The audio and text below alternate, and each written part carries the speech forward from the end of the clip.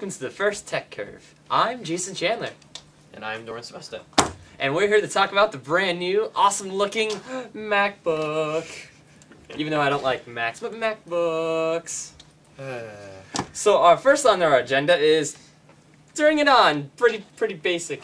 Take it away, Doran. So, first, as hopefully many people have realized, that you open it like this, right? And there is no clip or button that you have to press.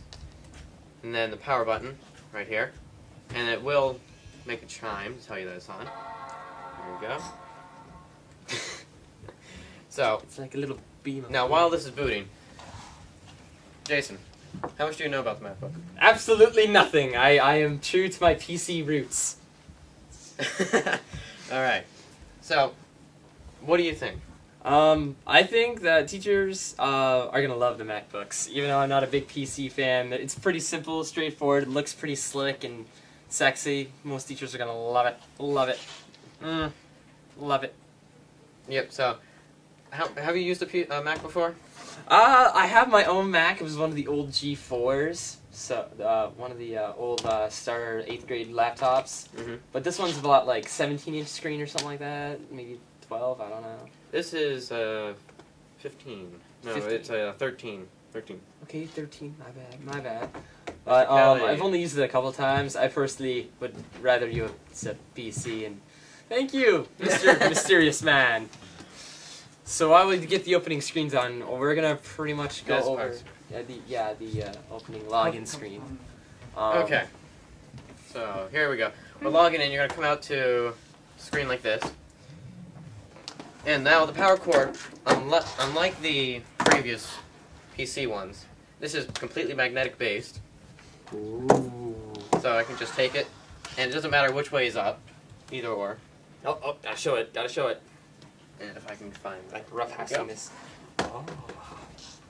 And it shows a light, green meaning charged or determining if it needs to be charged, orange if it's charging.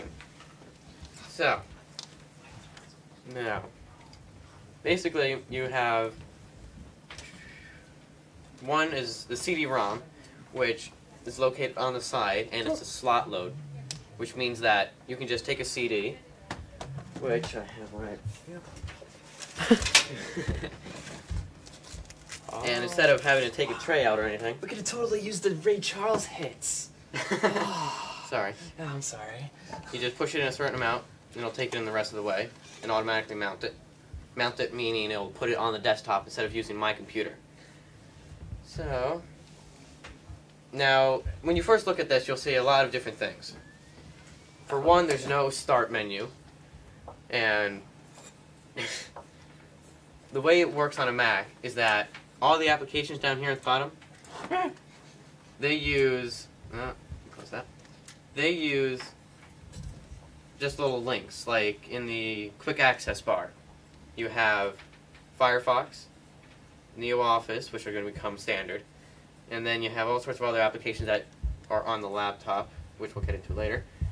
But all you need to do to launch an application is click once, it will bounce up and down indicating that it's launching. And then there's Mozilla Firefox. And now there's, unlike the Windows interface, you can't just hit the X to close the window. You actually have to go to the name of the program, in this case Firefox, go down and hit quit. So, now we're going to have, I don't know, maybe you've noticed, but The mouse has no clicky there's no things. two-click mouse. So, that Mac has been with a one-click mouse for pretty much all of its life, until recently, Mac introduced an available feature that you can use Control-Click to simulate a right-click. So you can do that by holding down Control and then clicking, and you'll see the little menu pop up, and then you have all your options in there. Now, also, without getting too technical, there are some other ways of enabling the a two-button simulated click, but we can get into that later. So now, opening a Word document, which, let's see, we have a Word document on here. Oh, we might. Somewhere on here. Hopefully. So, the USB port right on the side here. Everything is on this side So it's all easy access. You don't have to look around the computer for where a port is. And now, so here's a little, comes up, and now let's see if we could find, here's a document right here. And if I zoom in, you can see that the icon here, instead of having like an icon with a W meaning Word, you have an icon with a little picture of the NeoOffice logo. So all you need to do is double click on that, and now NeoOffice you see down here is jumping up and down. So, Doran, not to go off track, but some of our viewers or people in this room are wondering, what are these wonderful objective circly things on the side, which many call ports? Okay, so we have Ethernet, mini DVI, which is for outputting video to a projector. Then you have FireWire, which is for connecting certain types of hard drives and cameras. Then you have USB, which is for flash drives, as you can see here, and also hard drives. And then that one is for an audio line in for microphones. And then here is the headphone port.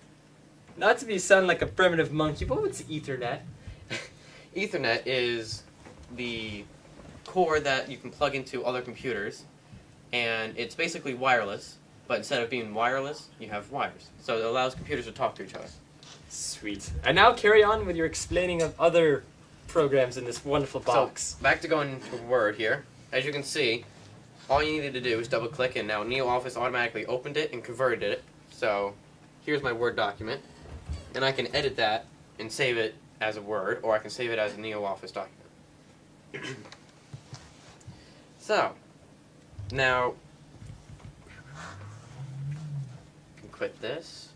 You can use Apple Q2, that's a shortcut for quitting.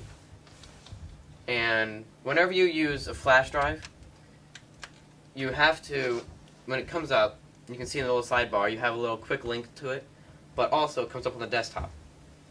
So in this case it's called Cruiser. And whenever you're done using a flash or any kind of other portable, removable drive, you have to remember to eject, which is the little button right here. You just click that once, and because no programs are accessing it, it allows you, it disappears from the desktop and the menu over here, and then you can safely pull it out without damaging the flash drive. So, same thing with the CD or DVD. Just hit the eject, and it spits that right back out. So, let's see. Could you elaborate on the different views of the Finder, I guess, so people are saying? Alright, so, the different views in the Finder, as up here, zoom right in, and now you can have this, which is the icon view, which allows you to see these icons like what you're sort of used to from Windows. Right? You have folders, and pictures of the folder, and then the name of the folder. Then you can switch it into a list view, which is this, and then you have a smaller icon, and still the name, and you can use arrows and stuff to navigate inside folders. Alright, and then you have the last one, which is the column view, which actually is, as far as I know, Mac only, but then you have, so I can just click on one, click on a folder, and then it just displays everything in a nice, neat list view, instead of using arrows on the side. So, my chat is not refreshing. Neither is mine for some odd reason. We're lagging here, folks. We're sorry about this. At least we don't have dial-up, and this won't take like an hour and a half. Yes. Dial-up. Oh, don't even get me started about that.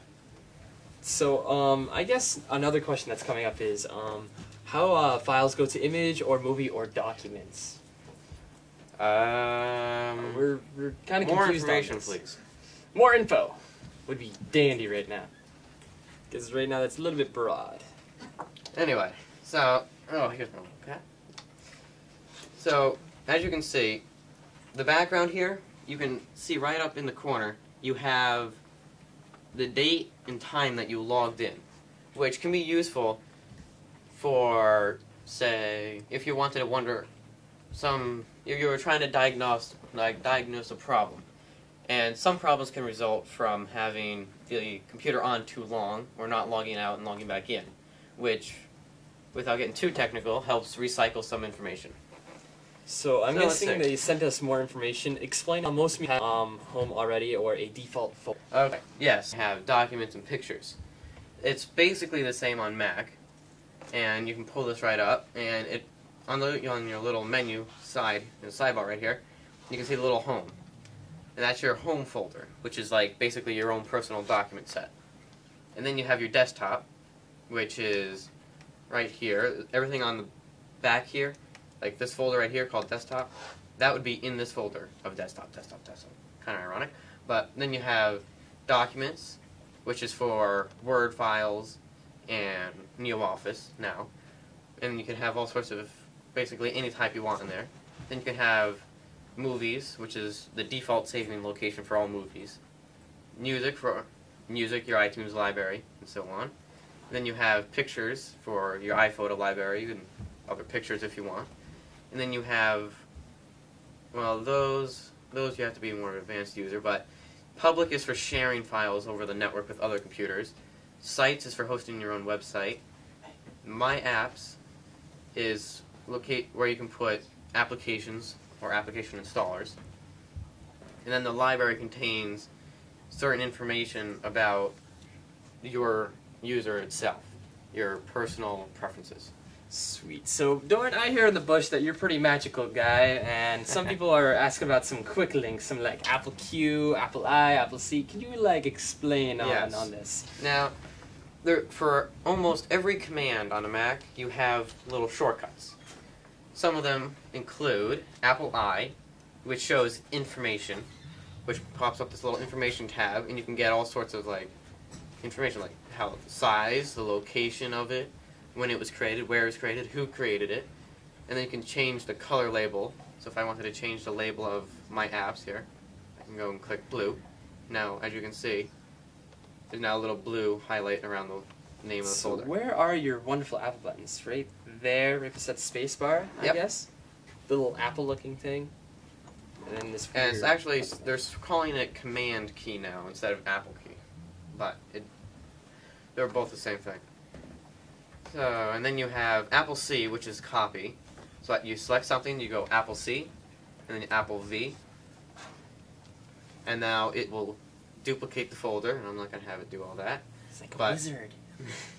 It will duplicate the whole file.